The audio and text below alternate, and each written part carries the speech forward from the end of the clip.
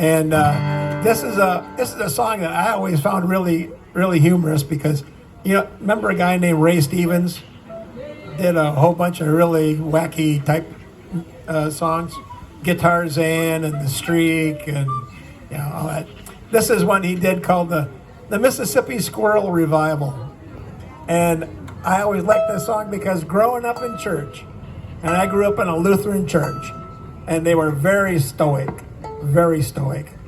And I had a friend who went to a Pentecostal church, and that was just totally the opposite, And so, and it doesn't matter. More exuberant. It doesn't matter where you worship, as long as you worship the Lord, And sometimes it takes a little bit of urging to get the Spirit moving, and that's what this squirrel did. So, listen to the Mississippi Squirrel Revival.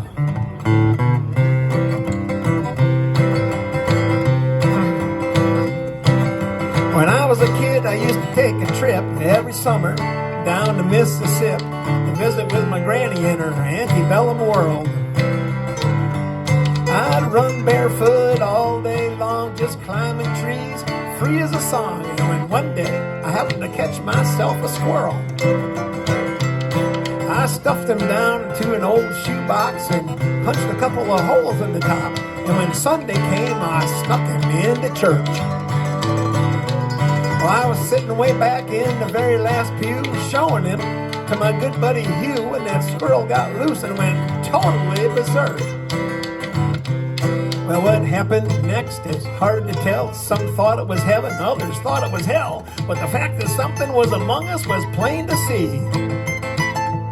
As the choir sang, I surrender all, that squirrel ran up Harv Newman's coveralls, and he jumped to his feet and said, something's got a hold on me.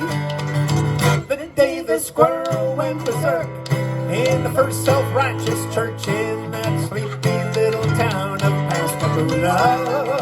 It was a fight for survival that broke out in revival. They were jumping pews and shouting, hallelujah. Well, Harv hit the aisles dancing and screaming. Some thought he had religion, others thought he had a demon. And Harv thought he had a weed eater loose in his Fruit of the Looms. He fell to his knees to plead and beg, and that squirrel ran out of his breeches leg, unobserved, to the other side of the room. Well, all the way down to the Amen pew where sat Sister Bertha Better Than You, who was watching all the commotion with sadistic glee. Shoot, you should have seen the look in her eyes when that squirrel jumped her garters and crossed her thighs. She leapt to her feet and said, Lord, have mercy on me. Oh, that squirrel made laps inside her dress. She began to cry and then to confess of sins that would make a sailor blush with shame. She talked of gossip and church dissension, but the thing that got the most attention is when she started talking about her love life and then was naming names. The day the squirrel went berserk in the first self-righteous church in that sleepy little town of Pascagoula. It was a fight for survival that broke out in revival. They were jumping pews and shouting, hallelujah. Well, 7 deacons and the pastor got saved, and $25,000 was raised, and 50 signed up for missions in the Congo on the spot. And even without an invitation, there were at least 500 rededications, and we all got rebaptized whether we needed to or not.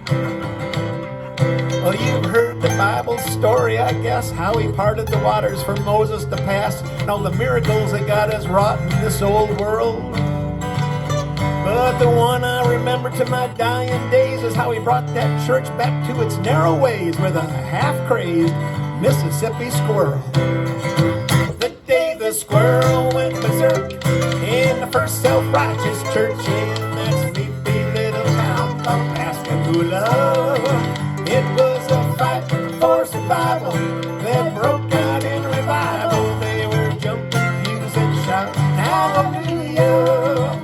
They were jumping pews and shouting, hallelujah. Very nice, Doug. I haven't heard that song in a long time.